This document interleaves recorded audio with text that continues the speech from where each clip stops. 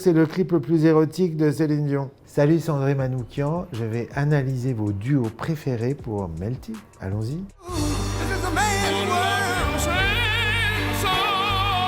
Improbable. James Brown et Pavarotti. Franchement, ces deux maestros, c'est magnifique, c'est sublime. Fatalement, on est dans le catch. C'est quelque chose de spectaculaire. Il y a deux univers qui n'ont rien à voir, tu les confrontes. Mais là où c'est classe, c'est que tu sens le meilleur de chacun dans sa spécialité. C'est sûr que c'est pas le rythme chez Pavarotti. Par contre, c'est quand il prend la mélodie toute lente et tout, puis tout d'un coup, il commence à monter en puissance. Et là, tu te rends compte de toute la maîtrise de sa voix et surtout de son masque. Autant James Brown, il est comme ça. Autant le visage de Pavarotti, il est impassible. Et plus il va forcer, et plus au contraire, il va s'ouvrir. C'est magnifique de voir ces deux cultures cohabiter.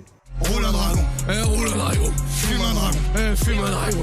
Deux guerriers, dans un premier temps, tu penses qu'ils vont s'affronter pour savoir lequel va gagner. On se tourne autour, qu'est-ce qui va se passer? Il y a un moment d'observation qui est assez cool, et là tu dis, ah, ça peut basculer. Et je pense qu'ils sont plus dans l'émulation et l'humour, et puis finalement, ils arrivent à se hisser tous les deux au même endroit. Très, très, très cool.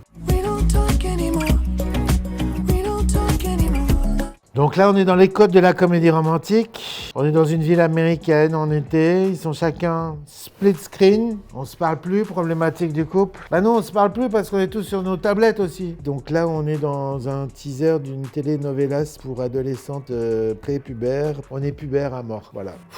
T'as envie de dire, c'est un peu triste. Moi, j'ai envie de voir des gamins, je sais pas, qui rentrent dans une bibliothèque, tu vois, puis qui se posent des questions sur Spinoza. Ça serait révolutionnaire de faire ça, bordel. Sorti la grand voile, j'ai vu glisser.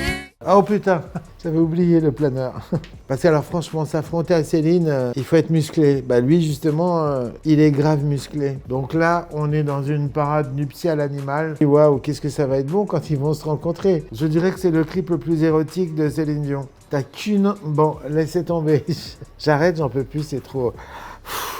En tout cas, je suis heureux. C'est génial parce qu'il y en a un qui raconte « J'ai fait le pétard, je vais le fumer, mais avec un débit super haché. » À l'autre qui est déjà in the sky. T'as l'impression que c'est un dialogue assez intéressant, donc on va dire que c'est les deux aspects de la fumette. Il y en a un qui maîtrise et l'autre pas du tout. On a une arpège hyper lancinante, ça pourrait presque être le début d'une très vieille chanson qui s'appelait Bagdad Café. T'as des jolis accords à la Stevie Wonder. Musicalement, c'est extrêmement intéressant. Et les deux, ils ont un flow tellement particulier et tellement contrasté. Le premier tout haché. On a presque l'impression au début que c'est les inconnus qui imitent des mauvais rappeurs. Et puis tout d'un coup, tu t'aperçois que ce truc, il fonctionne parce qu'il y en a un qui est dans le laid-back brésilien, on va dire, et puis l'autre qui donne le tempo, quoi. Une super rencontre au sommet.